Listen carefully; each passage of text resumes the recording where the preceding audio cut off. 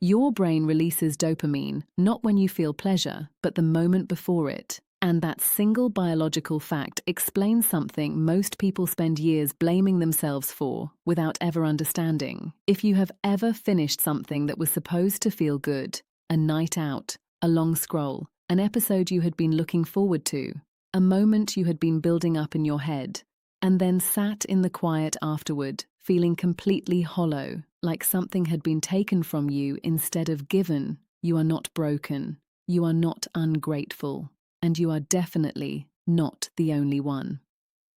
Today, we are going to walk through 3 specific things your brain is actually doing in those moments. And number 2 is the one that will most likely stop you mid-sentence, because it means the thing you thought was the reward was never the reward at all.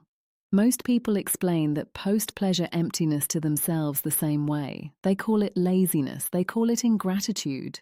They tell themselves they need to want better things, or want things less, or that something must fundamentally be wrong with the way they experience life.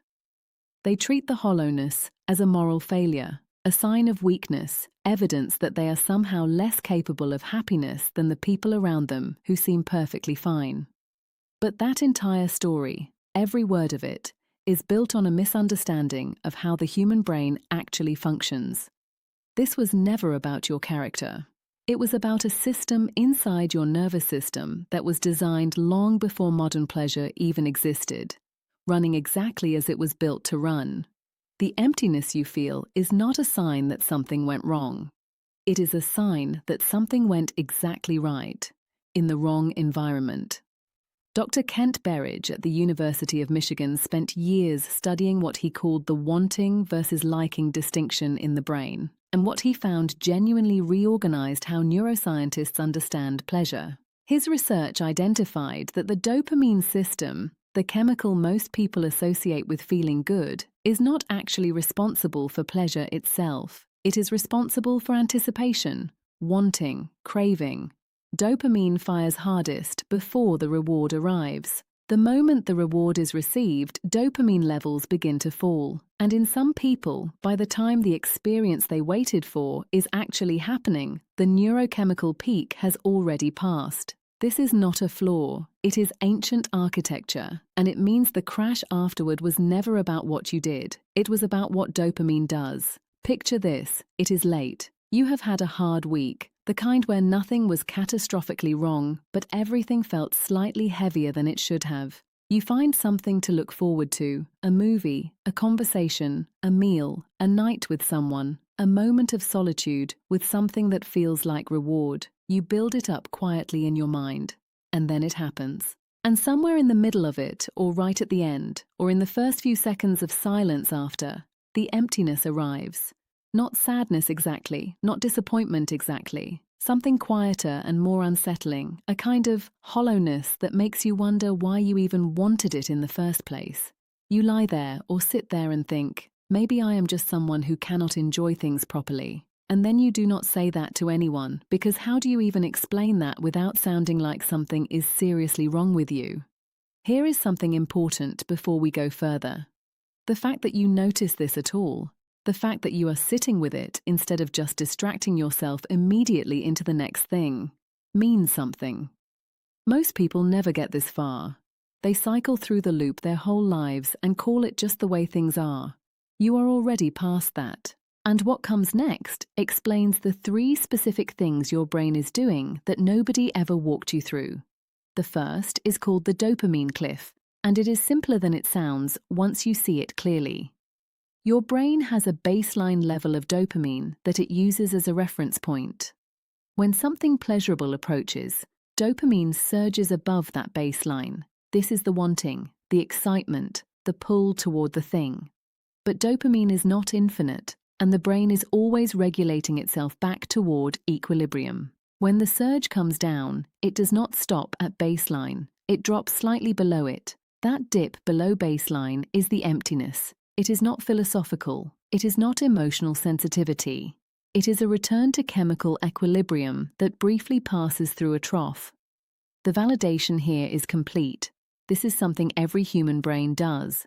The severity varies by individual neurochemistry, but the mechanism is universal. What becomes possible when you understand this is something quiet but powerful. You stop interpreting the dip as information about you, and you start recognizing it as a biological timer that passes on its own. You do not need to fill it. You do not need to fix it. You need to wait approximately 18 to 22 minutes, which is the average duration of a post-dopamine regulatory dip, and let the nervous system return to baseline on its own. The second thing your brain is doing is something Dr. Berridge's research points toward directly, and this is the part that stops people cold when they first hear it. Stay with me here, because what your brain may be doing in the emptiness after pleasure is grieving the anticipation.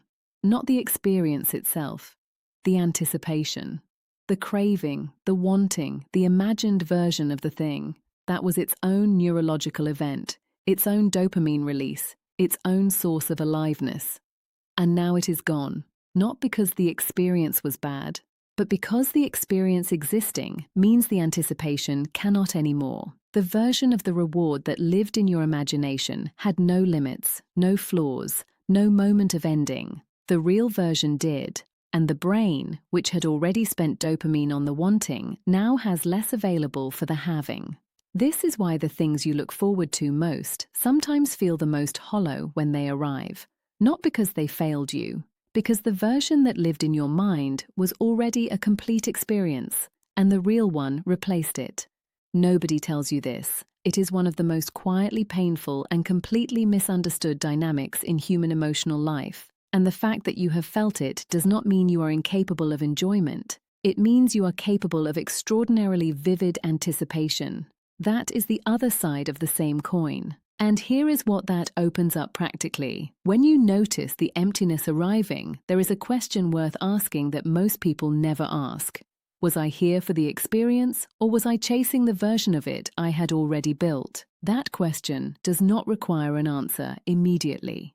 Just asking it begins to shift the relationship between wanting and having in a way that becomes more flexible over time.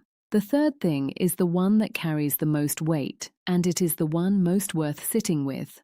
Dr. Lisa Feldman Barrett at Northeastern University, whose research on the theory of constructed emotion has influenced everything from clinical psychology to neuroscience education, found that the brain is fundamentally a prediction machine. It is not passively receiving your experiences. It is constructing them in real time based on past patterns, current physical state, and stored emotional memory. What this means for the post-pleasure emptiness is significant. In a study examining how the brain processes the end of rewarding experiences, Barrett's work pointed towards something specific. The feeling of emptiness after pleasure is not a response to the present moment. It is a prediction. The brain, recognizing the pattern of reward followed by loss of stimulation, generates the feeling of emptiness before the neurological need for it even arrives, because it has felt this before, and it is preparing you. The emptiness is not evidence that the good thing is gone. It is your brain running a familiar program based on every previous time the good thing ended. And programs can be interrupted, not by willpower, by pattern recognition, by noticing, just noticing, that the feeling has arrived early, that it is anticipatory rather than actual, that the brain is predicting rather than reporting. In that single moment of recognition, something loosens. The permission you have been looking for to stop treating the crash as evidence of something wrong with you is located exactly there, in the understanding that your brain was protecting you in the only way it knows how, using the only information it had, which was the past, not the present, not you. None of what you have just learned requires a perfect version of yourself to use. You do not need more discipline or a new routine or a different kind of life.